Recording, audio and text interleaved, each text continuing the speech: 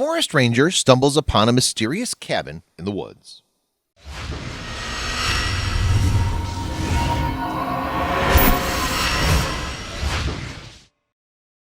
If you spend enough time in the woods, you'll realize that there's often more than meets the eye. And that's exactly what happened to forest ranger Marc Andre.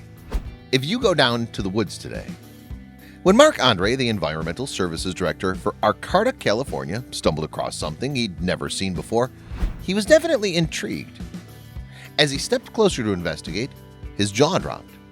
Marc Andre loved to explore the woods in Northern California. As the town's environmental services director, it was his job to spend time out in the wilderness. He knew the area like the back of his hand, or so he thought. Recently, while he was out marking trees to be harvested in Arcata Community Forest, he stumbled upon something just past some trees that he hadn't ever seen before. It certainly wasn't there last time he'd been in the area. Usually, Marc wouldn't think twice about noticing random things in the forest. He was always so focused on his trees, but something in his gut told him to investigate it further. So he followed his instincts and went to find out. It was camouflaged entirely, and as Marc moved closer to it, he realized it was some sort of elaborate makeshift cabin. Clearly illegally constructed, he wasn't quite sure what he'd find when he went inside, or if there was anyone even living in there. The cabin was situated in one of the most remote areas of Arcata Forest, where most people would not typically venture. Marc hadn't explored this area since about 1985, back when he's still just a forest technician. Obviously, whoever built this wasn't expecting to be discovered. The makeshift cabin was set up on concrete blocks. It had a small porch, windows, and walls of plywood that were covered with brown tarps. It had black plastic sheeting and lots of concealing forest materials. If you take just a few steps away, it was nearly invisible. The first thing Marc noted about the cabin was that it seemed to be quite well constructed. This didn't look like some pieces of debris thrown together at all. In fact, this looked like some seriously well thought out work. The most intriguing part came as Marc noticed the location was immaculate. Without the regular environmental abuse associated with forest campsites, there wasn't even a sign that showed how they brought in the materials to craft the structure. How was this possible? Who was behind this? Were they lurking nearby? The cabin measured roughly 8 by 12 feet and was estimated to be about 15 feet high and featured a peaked roof. Not only that, but it had a front porch and an awning, and plywood walls covered in tarps. It was even built on a solid concrete foundation. Marc could only assume its isolation was what made constructing the cabin possible in the first place. "I didn't see it until I was 12 feet from it," he explained. "It's in the perfect out-of-the-way spot where it wouldn't be detected." What made the cabin even more mysterious was that there were no footprints led to it. Whoever lived there clearly respected nature, but who had built this? Since it's illegal to camp or build on public property, Marc decided to call in a little help and to enter the premises. What he would find only added to the mystery. As he waited for his team, he couldn't help but feel different about the woods now. He didn't feel as safe. He felt the murmur between the trees as though there was a presence surrounding him, or watching him, and he couldn't shake it off. Marc called his fellow forest technicians Javier Noguera and Nick Manfredo for help. Along with park ranger Heidi Grossman, they trekked back to the site to explore the inside. They weren't sure what or who they'd find inside. They were all quite nervous. Marc peered in through a dislodged side window, which offered a partial view of the interior. The ranger had to make a decision. If the cabin was in use as a residence, then even though it's located on public land, a search warrant would be required for entry.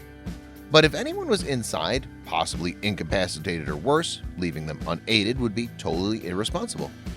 After multiple shout-outs to any occupant went unanswered, Grossman gave the go-ahead for Manfredo to cut the padlock on the plywood front door. Dun dun dun! It took them a long time to break the lock. When they finally cut the padlocks and flung open the doors, as Heidi entered the cabin, gun at the ready, she shouted, "Arcata Police!" But no one answered.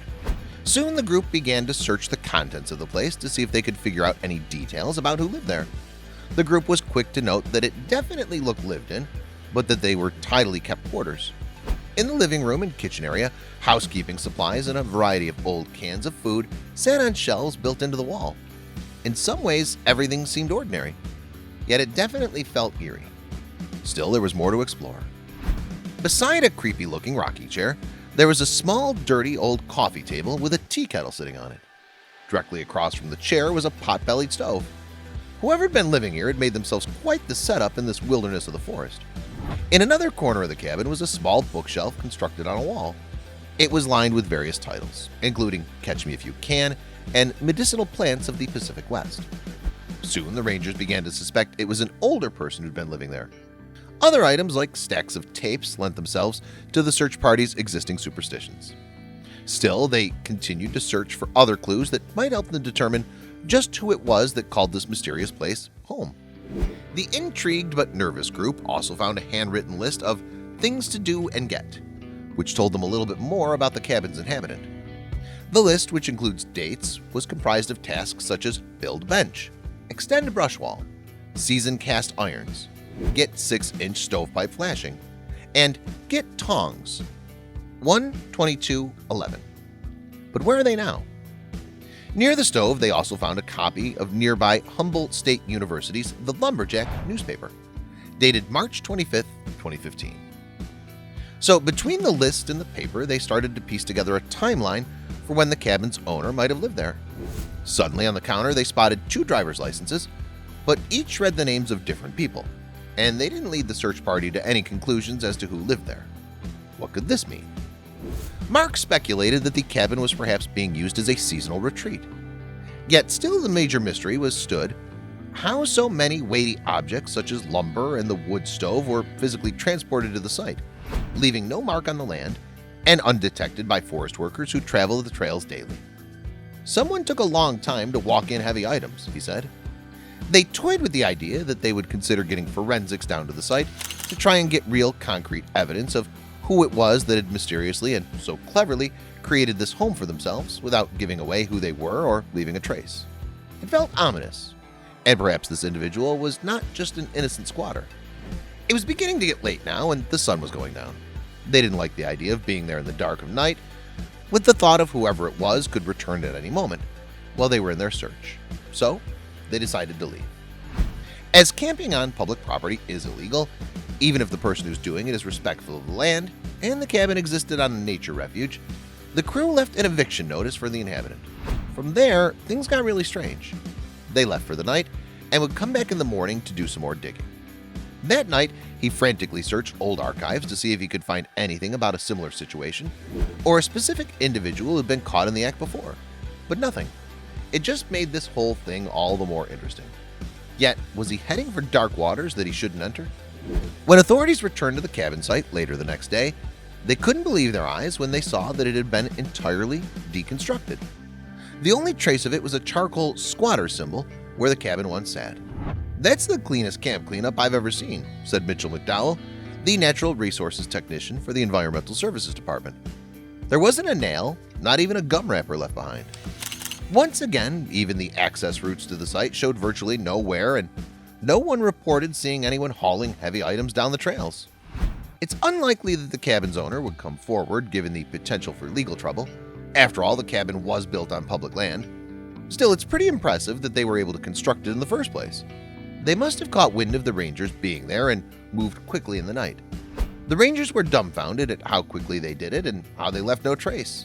Where would they end up? Talk about a mystery. Whoever built and lived in that cabin had some serious dedication.